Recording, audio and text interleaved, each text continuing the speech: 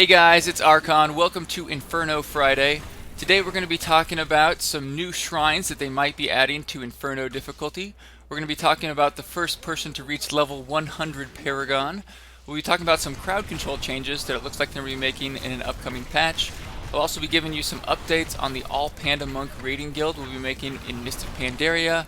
I'm going to tell you a little bit about how we got my stream to stop dropping on twitch.tv, and then we're going to do our weekly item giveaway, of course.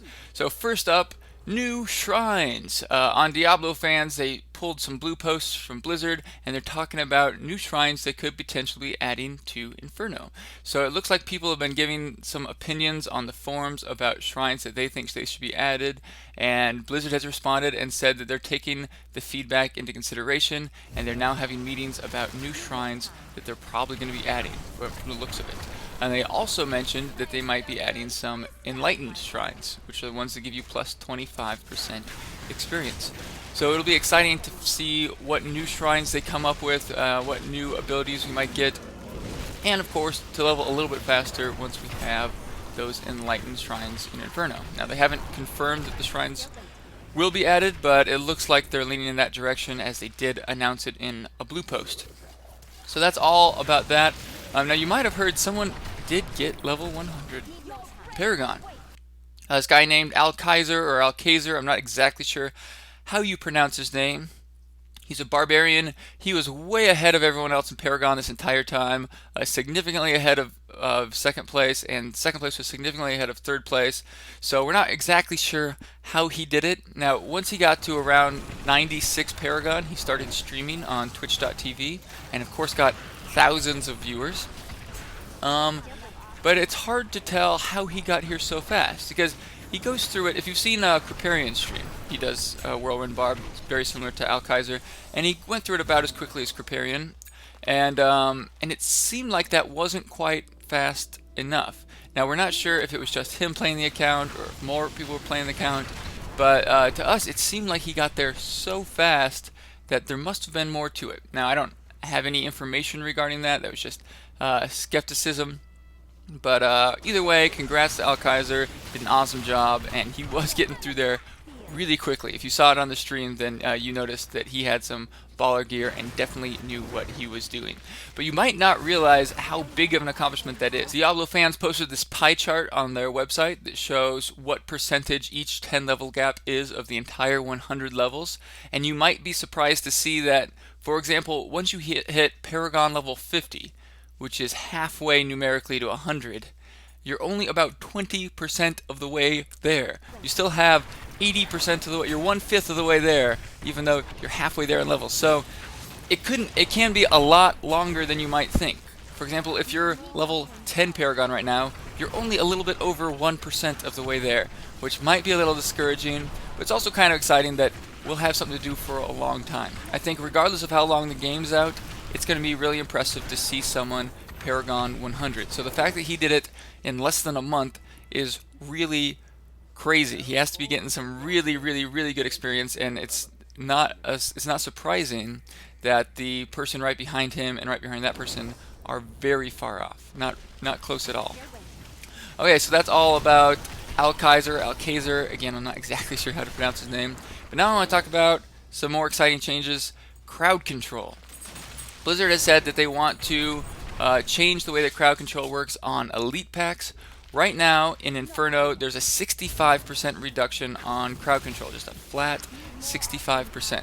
But I think they felt like that was a little too much, and so they're changing it. And this could be good for critical mass wizards amongst other classes. So how it's going to happen is when you encounter an elite pack, they'll start with 0% resistance to crowd control. So if your Frost Nova freezes them for 3 seconds, the first Frost Nova will freeze them for 3 seconds. Now every second that they're crowd control, their resistance will go up by 10%, but it will cap out at 65%, the same place that it's at right now. So it's only good because in a sense it's diminishing returns. So your first one, Frost Nova freeze them for 3 seconds, they now have a 30% crowd control reduction, so your next one won't freeze them for as long. Actually, I think they give an example on this page. If you want to read through it, I'll post a link. But the cap is the same that it's at permanently right now, if that makes sense. And for every second that they're not crowd control, it'll go down by 10%. Now, internally, that number can go up past 65. If you crowd control them for 10 seconds straight, it'll still go up to 100, but it'll only effectively be at 65. Now, the reason it's internally at 100 is once they're out of the crowd control and it starts going down 1 per second, it starts at 100. So the second cycle will go to 90, then 80, 70, but it's still effectively at 65. So it's not having any effect going down until it goes back down to 60, and then effectively it'll be at 60. If that doesn't make sense, then I suggest you read through this. They give a lot more information on here. But what you really need to know is it's going to be a good thing overall. It's going to make crowd control a little bit better on elite packs. It'll mean for critical mass, you can go in there, get your first Frost Nova off, and instead of having like 1.4 seconds, I believe it was, maybe even a little bit less than that, you'll have 3 seconds to get your twisters going, to get your explosive blasts going, and get a bunch of ticks. It'll make it a lot easier to start your rotation. So that's pretty exciting. I think that's going to be a good change. And it's a form of diminishing returns, but again, they never become immune. It just caps off where it's at right now. Okay, I also wanted to talk to you about our All-Panda Monk raiding guild called Pandalism. I haven't announced this yet, but we named it a little while ago. It's going to be called Pandalism. It's going to be on the Storm Rage server once Mist of Pandaria comes out. Again, this is World of Warcraft we're talking about here. We're going to be rolling Alliance on Storm Rage. We decided that's probably the best server for us to do raiding on, and only Panda monks are going to be allowed in the raids. So this is going to be kind of interesting because we're not going to have any ranged DPS. I think that's going to be our biggest hurdle to overcome. Of course, we're not going to have a lot of the buffs as well, but we will have tanks, healers, and DPS. So I think it's going to be possible. We're just going to have to come up with some of our own strats. Of course, there is going to be a possibility that we won't be able to do certain fights, and then we'll have to discuss what we have to do there. But we're going to do anything that's possible. We'll do it. It might take us a little bit longer than other guilds, but we're going to be the #1 All-Panda Monk raiding guild out there. It's going to be a lot of fun. And Pandalism's already created. So if you want to get into the guild now and help us level it before Mist of Pandaria comes out, or just hang out with us in the guild, everyone's welcome to join. Now once raiding starts, it'll be a little bit different. We'll try to get all the Panda Monks into the raids, but we might have some raids that are just for the most geared and experienced players, so we make sure we're always progressing. But if you come onto the Twitch stream in the morning between 7 and 10 a.m. Pacific Standard Time, or in the afternoon between 3 and 6 p.m. Pacific Standard Time, we're almost always playing some World of Warcraft, and we can get you an invite into the guild. And actually, you could come by any time and we could probably get you an invite, or you could at least ask about it and we could give you the information needed. So that's if you want to get into Pandalism and help us start leveling it. And then, of course, once Mist of Pandaria comes out, if you want to roll a Panda Monk and play in the guild with us, you're free to do that, and we'll send you an invite then as well. Okay, one last thing before we do the item giveaway. If you have been over to my Twitch stream in the last month, you might know that I have some trouble dropping. And we actually figured out what it is. My friend Prostasis had this idea, and it's kind of embarrassing that he was right. He asked me if I had a hotkey set up to turn my stream on and off. And it turned out, when I first set up XSplit, the program I used to broadcast with, I had set up a hotkey Shift 4 to start and stop the stream. And had totally forgotten about it. But of course, when I'm using critical mass, I'm usually holding Shift while I'm fighting. And 4 is my energy armor. So anytime I was fighting and had to cast energy armor, I was turning the stream off and had no idea. I assumed I was dropping.